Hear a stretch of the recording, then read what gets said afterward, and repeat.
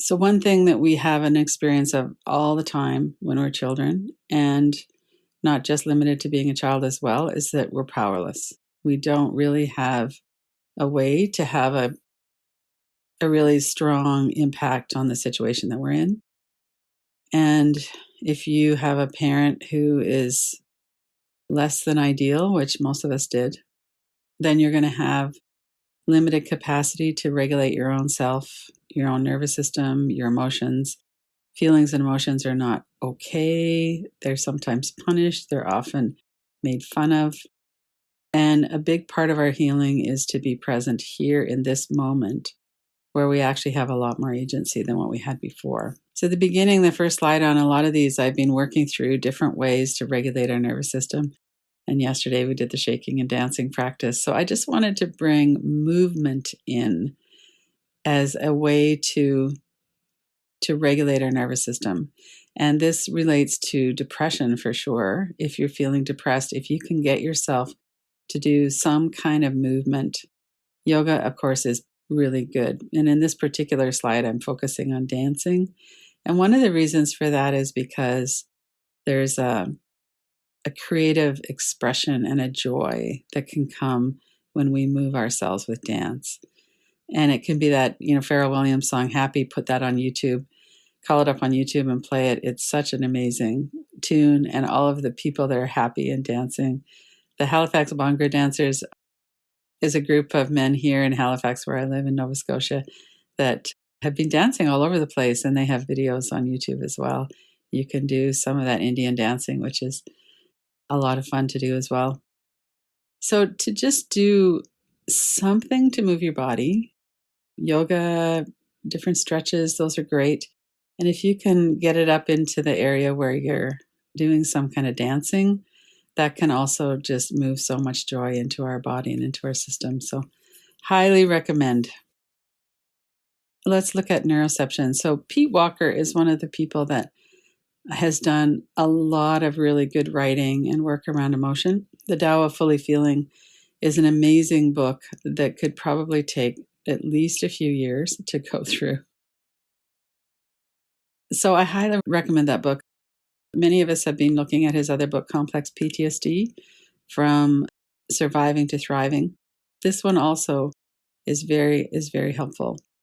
So going back to Stephen Porges and the polyvagal system, talking about neuroception, which is a word that Dr. Porges coined, is that our nervous system's assessment of threat happens without our conscious awareness. So we have all of these experiences. We bring in the prediction of our nervous system into the present moment. So if we feel anger, and in our past, we've always had that be a dangerous situation, either somebody else's anger, which is often the case when we're a child, or maybe that we've been the one that's exploded and caused social harm or some kind of harm. So what happens if we've never really experienced the safety of feeling anger and expressing anger safely? So that's a big problem for a lot of us. For some people, they continue to suppress or continue to have it explode. And a lot of people go into a form of passion aggression. And this book, Lama Radon's book, Love and Rage, is another really excellent book. And it talks a lot about the different parts of anger and why we can't express our anger. And he talks about passive aggression as a form of deception and manipulation that can actually be more harmful than just expression of anger.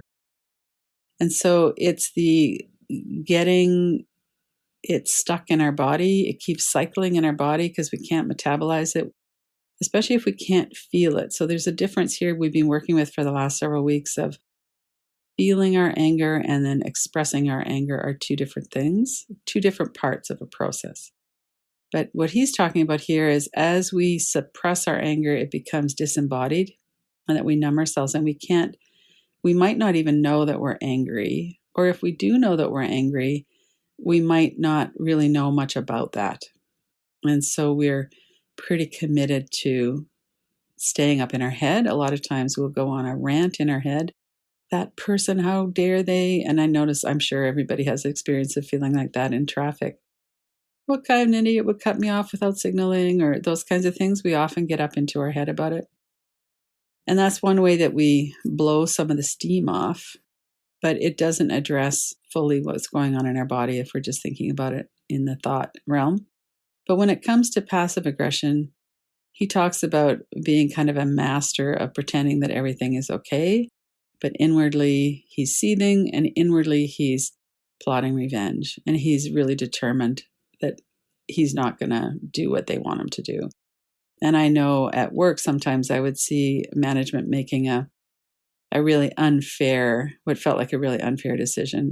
And then me and everybody else is like, okay, well, if that's how you're going to do it, fine, but I'm going to make sure that I get my own back. And so I'm sure that passive aggression is something that we all use at some times and that we're all familiar with. And it comes at a cost.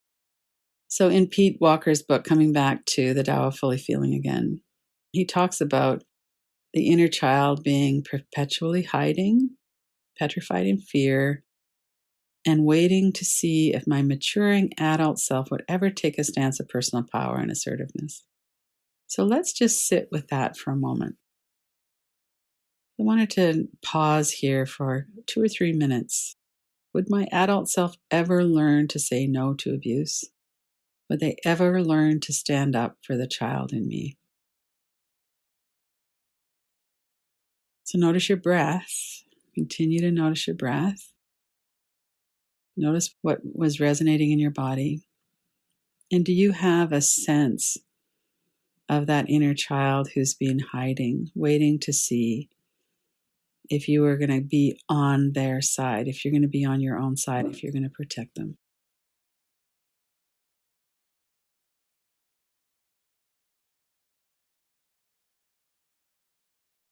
We might have a response in thought, might be a feeling in your body, there might be images. Stay connected in the present moment.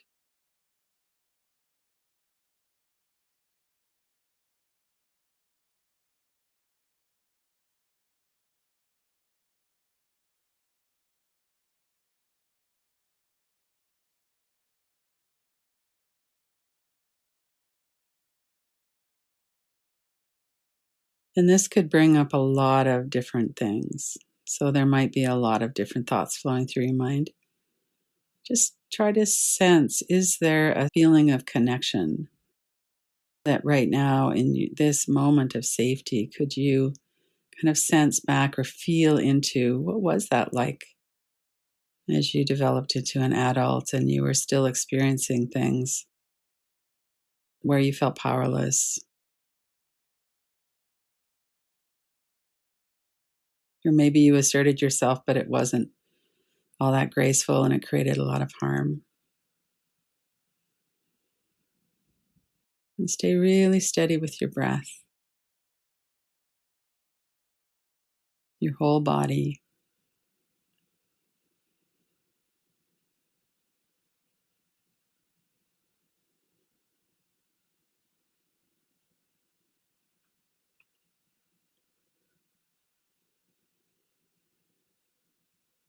And notice there might be an age. Maybe it's a 3-year-old or a 15-year-old, or just notice the age if you do have a sense of that inner child who's been in hiding. Notice if there's an age. And notice if you could feel some compassion and kindness, if you have a connection. What's your relationship with that part of you from that earlier age?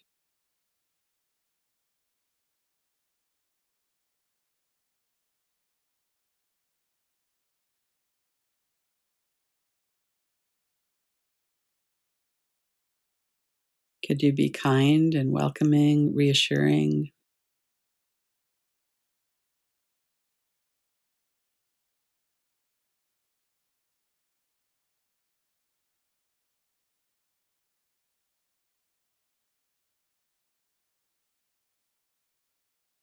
And if you were to take a step back, all of us recognize that often really bad behavior is driven by fear. Angry behavior is often driven by fear. And what we really need when we're afraid is someone to really connect with us and reassure us. So that's something that we could do.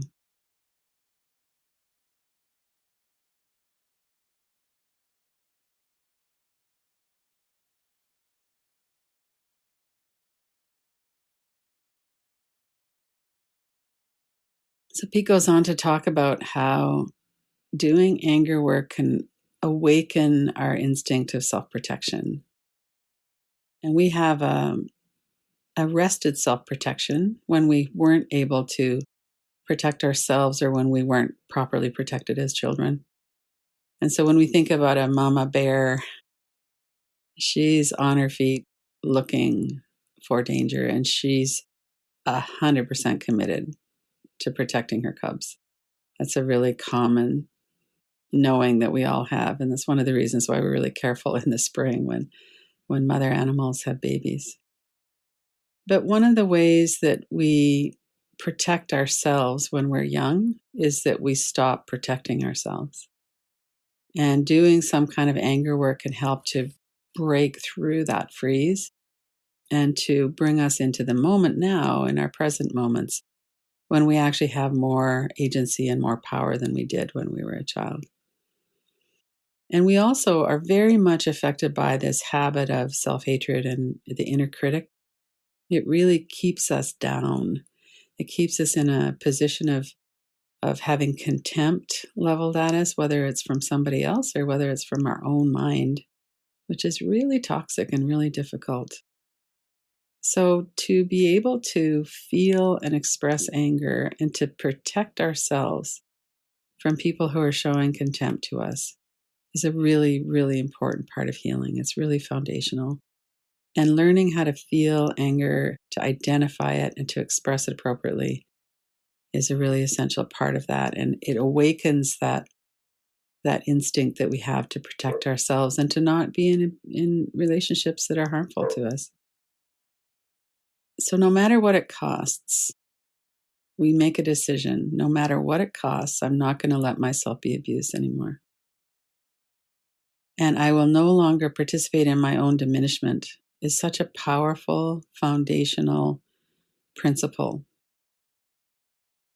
And we need to also be practical about that. So, first of all, we need to come back into our body and we need to figure out what it is we feel and how we're going to express that. And that not all situations will be safe to do that. So, if you're in a situation where you're being catcalled by somebody on the street or it's physically dangerous for you, you can come back into your body and know that you're angry. And you might be able to express the need for that person to shut up and stop doing that. But if it's not safe for you to do that in the moment, then don't override that instinct of self protection. But that's not always the case. Sometimes we need to be able to widen our window of tolerance. Almost always, these are social interactions or relationship interactions where we can feel a little bit uncomfortable.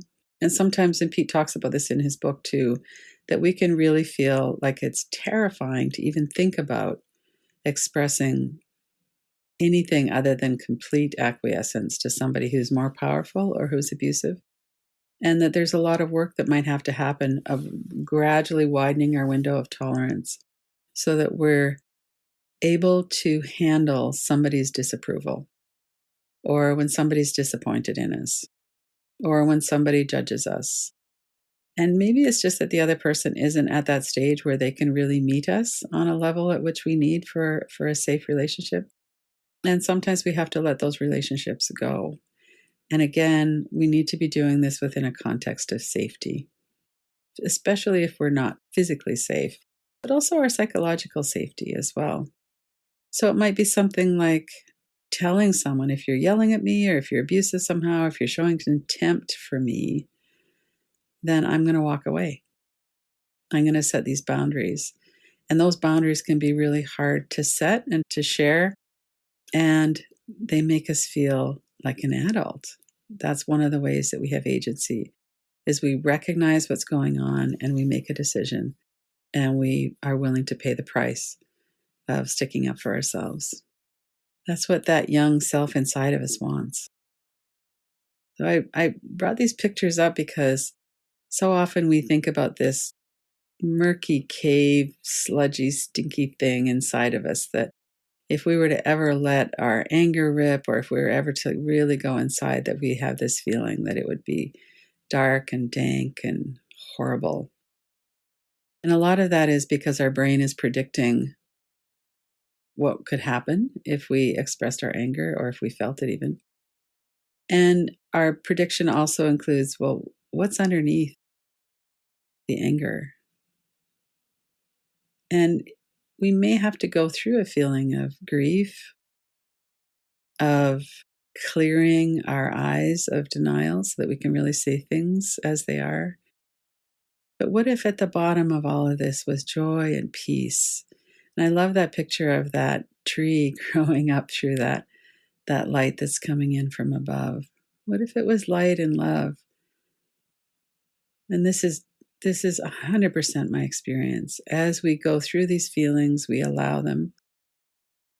We feel like sadness or grief, or we feel the rage at someone who's being abusive or trying to hold us back. And then this space opens up and the light comes in. I wanted to pause here for a moment too. Just notice what's happening in your own system right now.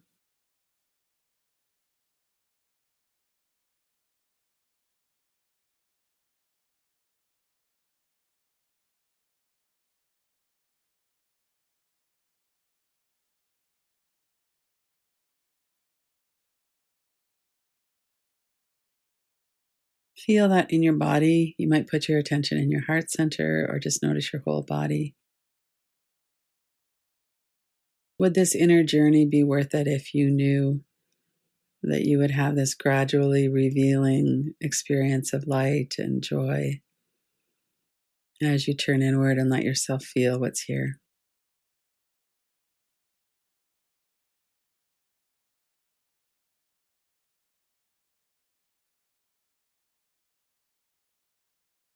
Let's go into the inquiry with that in mind. So when we're a child, we can't afford to stand up for ourselves often. We have experiences that it was dangerous to do that, and oftentimes we're gaslit and told that we're too sensitive or that it's not okay. My house, my rules, that kind of bullying that so often happens with parents, and it can be a lot worse than that, of course, too.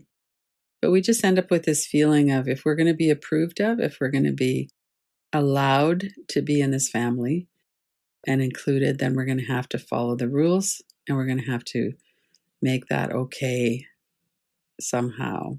We're not going to challenge people in authority. And as we work through the freedom side, my inner child trusts me now. I know that I'm not going to let somebody get away with feeling contempt or abusing me in some way or erasing me somehow by objectification. I'm not here so that other people can use me. And I have the capacity now, and it's not perfect, but I have the capacity to tune in and be on my own side and protect myself. And then let's go into the inquiry in the middle there. So one of them might be this this growing capacity to feel and express your anger without being passive aggressive. And this could be an ongoing practice to look at for a while. What are my patterns? Do I have that grumbling inside, like, oh, yeah, I'll show you? So that could be something to work on now for a few minutes and take into our life as well. And then there's this deeper feeling of, I have the right to feel the way I do. I have the right to feel it and I have the agency. I can do something here. I'm not a child anymore. Notice what you feel, and let's take a few minutes to sit with this.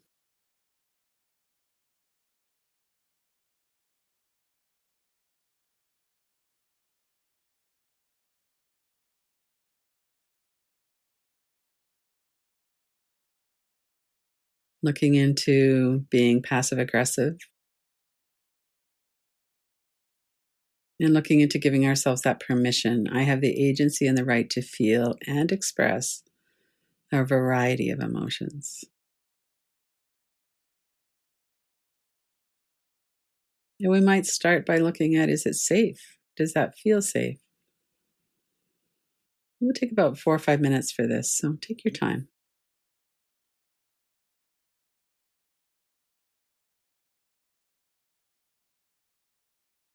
If you're watching this on screen, you could pause it for a few minutes and take your time with this. If you're working with my inner child, trust me to stand up and protect myself. Work with that as a continuum. It takes time. And stay really present in your body. You might do some tapping if something's getting kind of intense, or open your eyes, put something on a frame on the wall on the other side. Use all of the tools that we have. We're going to come back in about a minute or so as we finish the inquiry. Notice your experience. Let yourself get grounded again in this moment in time.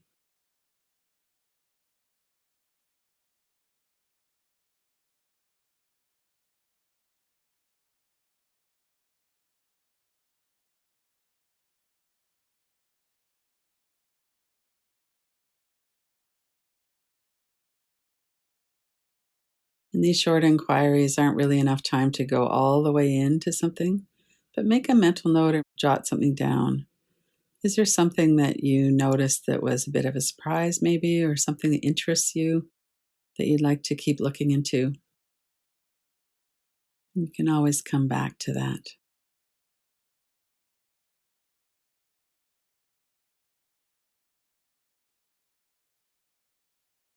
And then when you're ready, open your eyes.